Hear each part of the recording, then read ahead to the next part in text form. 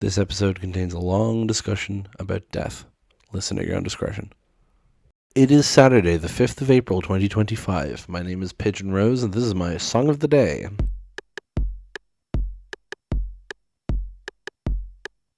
Today, we're continuing on from yesterday's quasi-theme of talking about another song with affected vocals. Now, this song isn't a cappella, but it's very simple musically, and not in a bad way. It's kind of got this one recurring keyboard or synth melody going throughout, with little sounds and stuff that change as it goes, but really the focus is on the vocals, and it all creates this sort of big ambient bed that I very much enjoy. That song is Chewing Cotton Wool by the Japanese House. Now, who's the Japanese House, you might say? Well, the Japanese House is the stage name of Amber Mary Bain, who is from Buckinghamshire, and she originally started releasing music as the Japanese House, and because her vocals are kind of androgynous and she wasn't really like showing her face in public, people were a bit confused about her gender, including myself actually. I for a long time thought that she was a trans woman, but no, she's just shy.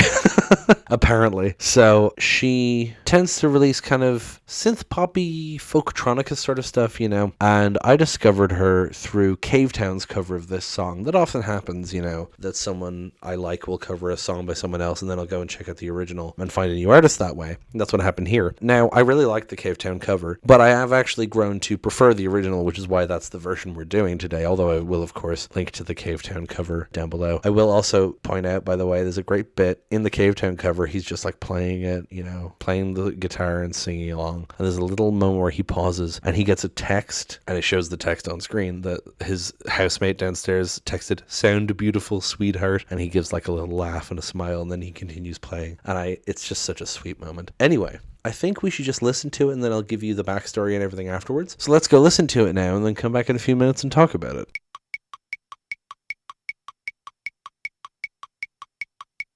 And that was Chewing Cotton Wool by the Japanese House. When I first heard this song, which is to say the Cavetown version, I wasn't really paying attention. Like, I was hearing the words, but I was thinking of them all in isolation and wasn't really putting together what the song is about. But when you start to read them, it feels like the song is about death. And in a way, it very much is, but it also kind of isn't. It seems to also be about Amber Bain's breakup with Marika Hackman, who is another musician who I don't actually know the music of. I only know her in relation to Amber Bain. But this song seems to kind of be about the end of their relationship and kind of talking about it metaphorically through death metaphors, which I think is very interesting. But you can very much apply it to death, and this is one of the songs I considered doing on my granny's birthday, because this song makes me think of my granny. But we'll talk about it both from the breakup side and the death side. But let's just go through the lyrics, shall we? She's the only one around, and she's turning off the lights, and she's inside every crack. She's the only thing in sight. She's the only one I see, and she's flying through the air. She's the dust upon the sill. She's everywhere. So,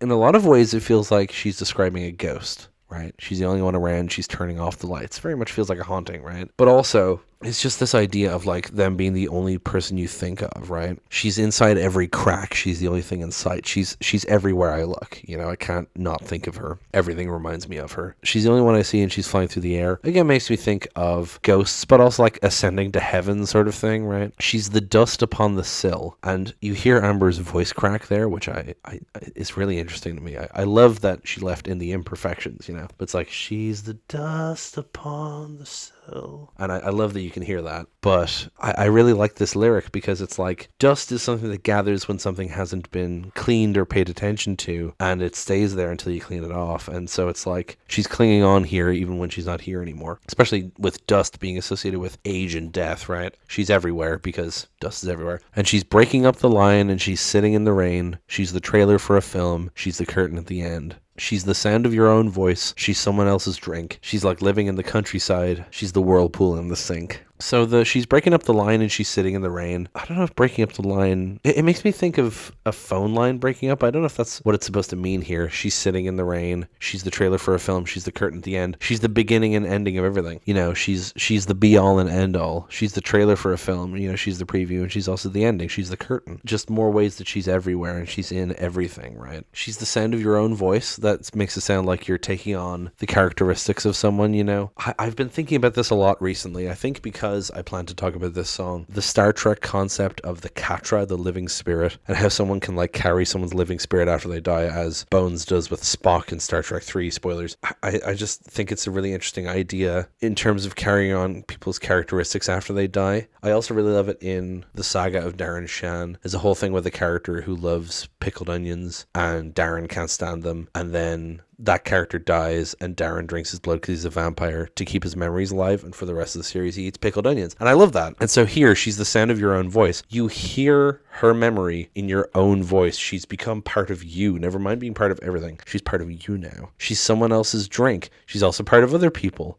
Maybe like someone else has the same drink order as her at the bar, and every time you see a gin and tonic you think of her, you know what I mean? She's like living in the countryside. That's a really interesting one to me. As someone, Gina says, beautiful, lonely. That's an interesting way to describe it. I mean, it's something that people like aspire to, even if they actually wouldn't enjoy it. But people are like, oh, I just want a nice quiet cottage in the country, you know, and that can apply there. She's the whirlpool in the sink, you know, water going down the drain, like someone leaving this mortal coil. You know, it gives me the image of Amber doing the dishes in the kitchen and just thinking about her, and then just like staring at the water as it drains out of the sink, you know. And the very last part, she's a memory I recall, and she's waiting in the hall. She's the monster in the fridge. She's chewing cotton wool. So, she's a memory I recall. Pretty obvious. She doesn't exist anymore. She's only a memory. And she's waiting in the hall. You can tie this back into the fact that this is not about an actual death, because she's waiting in the hall, like, you know, she's there, but we've broken up, right? But also, like, she's a memory I recall, and she's waiting in the hall. The memory is waiting for me in the hall. She's everywhere, like I said. She's the monster in the fridge. Again, like, opening the fridge and seeing things that remind you of her, food that she likes, food that she may have even left in your fridge. But also, like, as someone Ungenius pointed out, it could be referring to a mortuary refrigerator. She's the monster in the fridge. You pull out the refrigerated unit, and there's her body, distorted and fucked up from dying and being embalmed. And speaking of embalming, she's chewing cotton wool, referring to cotton gauze being placed into the throat of someone who is dead in the embalming process. I think that's a really interesting line to end it on. Just, she's chewing cotton wool. It's like, yep, that's it. She's dead. Again, another song for me to be very into after having listened to Smoke It's in Your Eyes. Anyway, that's going to be it for today. Thank you so much for listening. Please hit like, hit subscribe, leave a comment down below. Tell me what you think. Tell other people about this show. Thank you so much for listening, and I will talk to you tomorrow. Break it down.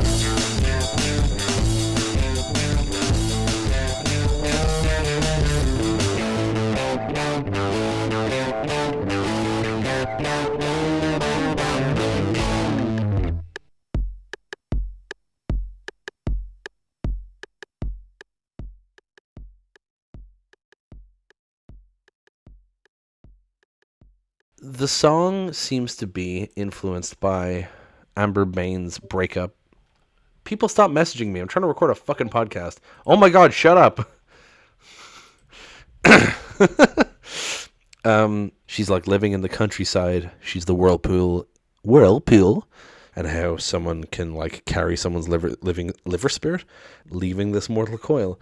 She has ceased to be. This is an ex-Hackman.